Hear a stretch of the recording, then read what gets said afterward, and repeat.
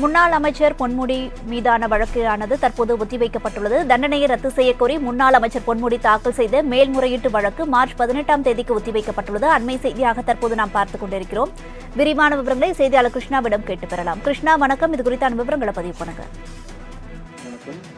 2006 முதல் 2011ஆம் ஆண்டு வரை திமுக ஆட்சியில் உயர்கல்வித்துறை மற்றும் கனிம வளத்துறை அமைச்சராகவும் பொறுப்பதித்த பொன்முடி அந்த காலகட்டத்தில் வருமானத்திற்கு அதிகமாக 1,76 லட்சம் ரூபாய் சொத்து சேர்த்ததாக அவர் மீதும் அவர் மனைவி விசாலாட்சி மீதும் கடந்த 2011ஆம் ஆண்டு லஞ்ச ஒழிப்புத்துறை வழக்கு பதிந்தது.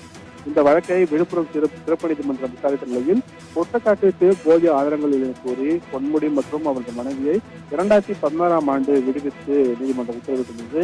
இதை எதிர்த்து உயர்நீதிமன்றத்தில் 2017ஆம் ஆண்டு லஞ்ச ஒழிப்புத்துறை தரப்பிலும் மேல்முறையீடு அனுமதி செய்யப்பட்டுள்ளது.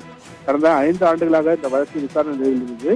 இந்த நிலையில் கடந்த ஆண்டு டிசம்பர் 21ஆம் தேதி இந்த வழக்கில் தீர்ப்பு வழங்கிய உயர்நீதிமன்ற நீதிபதி ஜெயச்சந்திரன் பொன்முடி மற்றும் அவரது மனைவி வருமானத்திற்கு அதிகமாக சொத்து கூறி கீழமை நீதிமன்றத்தின் தீர்ப்பினை ரத்து செய்து உத்தரவிட்டிருந்தார். அத்துடன் பொன்முடி விசாலாட்சி ஆகிய இருவருக்குமே தலா 3 ஆண்டுகள் சிறை தண்டனையும் 50 லட்சம் ரூபாய் அபராதம் விதித்து தீர்ப்பளித்திருந்தார்.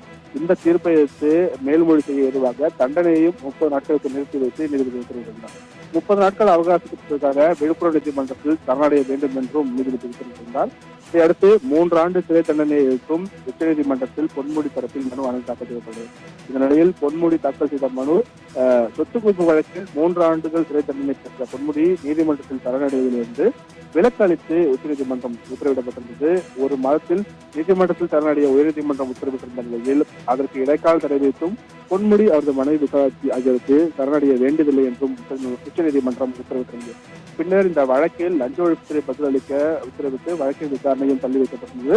அதுவரை சரணடைவதிலிருந்தும் விலக்கு தொடரும் என்றும் உச்சநீதிமன்றம் தெரிவிக்கப்பட்டது.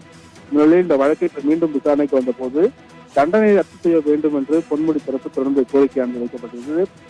இந்த விவகாரம் தொடர்புடைய கூடுதல் வழக்கு மற்றும் அந்த வழக்கு சார்ந்த தீர்ப்பு விவரங்களை தாக்கல் செய்ய உத்தரவிட்டு இந்த வழக்கின் விசாரணையை வருகிற மார்ச் 18ஆம் தேதி தள்ளி வைத்து உச்சநீதிமன்ற நீதிபதிகள் உத்தரவிட்டிருக்கிறார்கள்.